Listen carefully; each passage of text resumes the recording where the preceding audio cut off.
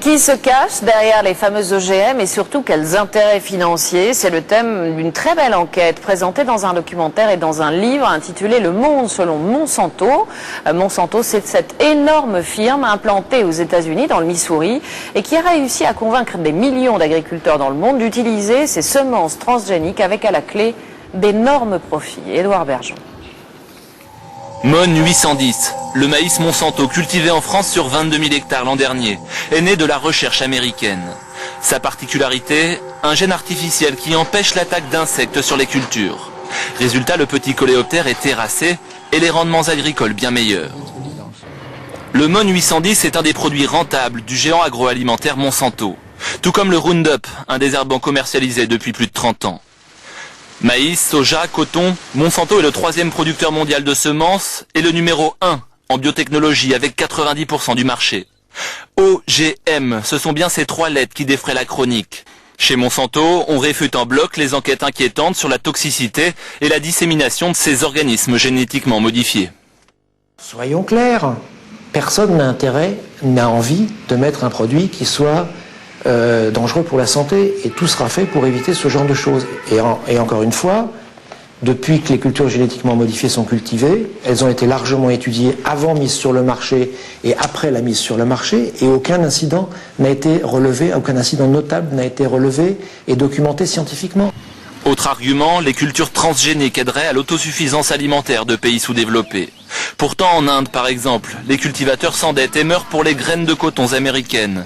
3,5 fois plus chères, mais pas plus rentables. Car chaque année, les agriculteurs sont obligés de racheter de nouvelles semences à Monsanto. La polémique, la firme du Missouri en a l'habitude. Par le passé, elle a produit l'agent orange, ce fameux défoliant utilisé durant la guerre du Vietnam. Aujourd'hui, dans le monde, les OGM représentent 114 millions d'hectares cultivés, presque 5 fois la surface agricole de la France. Monsanto a réalisé un chiffre d'affaires de 7,3 milliards de dollars en 2006, chiffre d'affaires en croissance de plus de 20% par an. Alors, la firme Monsanto ment-elle sciemment à ses clients et aux consommateurs pour vendre ses produits? Peut-on parler de démon vert? C'est la polémique du 13h. Une polémique à laquelle participe Marie-Monique Robin. Bonjour, merci d'être avec nous. Vous êtes journaliste d'investigation et auteur du livre et du documentaire intitulé Le Monde selon Monsanto. Pourquoi d'abord avez-vous décidé, vous personnellement, de mener cette enquête? Parce que j'ai déjà fait 3 films qui tournaient autour des questions de la biodiversité, les enjeux de la biodiversité et du coup les OGM également. Et à chaque fois, en Inde, en Amérique latine, je tombais sur Monsanto. Je tombais vraiment, c'est-à-dire que Monsanto, c'est le premier semencier du monde, le premier producteur d'OGM. Et donc, il y avait une espèce de fantôme là qui planait un petit peu partout. Et je me suis dit, c'est qui cette firme? Et voilà, c'est ça. Alors justement, c'est qui cette firme? On en parle beaucoup à propos des OGM, mais en fait, ce qu'on sait moins, c'est que en remontant dans les années, ils ont déjà à plusieurs reprises commercialisé des produits très dangereux. Oui, bien sûr. D'abord, c'est un groupe chimique, hein, l'un des plus importants du XXe siècle. Ils ont fabriqué, par exemple, les PCB. Alors, les PCB, c'est une pyralène. On en a parlé récemment avec le Rhône. Vous savez, on peut plus pêcher. On en parle encore. On peut plus pêcher les poissons, vous savez. Eh ben, les PCB, c'est Monsanto. Des produits très toxiques, dont ils savaient qu'ils étaient toxiques. Dans l'enquête, je révèle comment, depuis 1937, ils savent que les PCB sont très dangereux pour la santé. Ils ne disent rien, ils cachent les données jusqu'à ce que le produit soit interdit. C'est la même chose pour l'agent orange pendant la guerre du Vietnam. L'hormone de croissance bovine qui est interdite en Europe. Donc c'est une série de produits, il y a une espèce de répétition là qui se fait et qui finissent par être interdits. Alors vous dites ils ne disent rien, ils vont même plus loin jusqu'à faire de l'entrisme, notamment la fameuse FDA aux États-Unis, et qui est vraiment l'autorité qui autorise la mise sur le marché des produits et qui décide de leur dangerosité. Voilà, c'est ce qu'on appelle aux États-Unis revolving doors, les portes tournantes. On dirait les chaises musicales, vous savez, en français. C'est-à-dire, c'est par exemple un cadre de Monsanto qui va être nommé numéro 2, c'est un exemple très précis que je donne, ou un ancien avocat de Monsanto qui va être nommé numéro 2 de la FDA dont vous venez de parler. Ouais. Et qui ensuite va finir, par exemple, vice-président de Monsanto. Il y a énormément d'exemples dans l'histoire de cette firme qui est vraiment qui a un entre-gens absolument incroyable. Alors, quand vous nous racontez tout ça, ça nous semble un petit peu lointain, et pourtant, nous tous, consommateurs, on est exposés à la dangerosité de certains produits de Monsanto. Oui, le Roundup. le Roundup, l'herbicide le plus vendu au monde depuis 30 ans.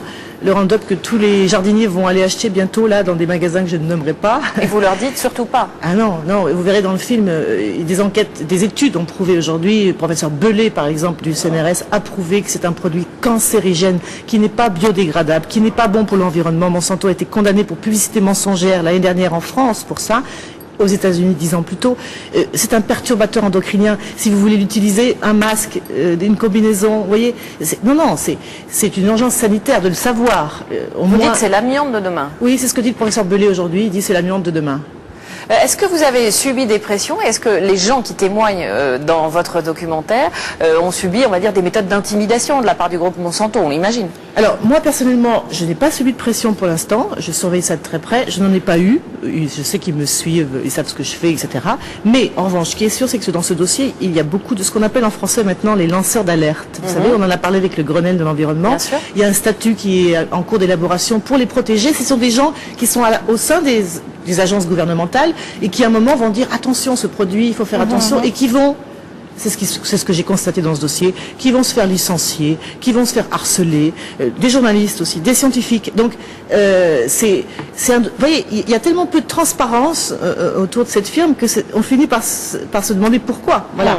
Merci à vous, Marie-Monique Robin. Je rappelle le titre de votre livre et de votre documentaire, c'est Le Monde selon Monsanto. Merci encore.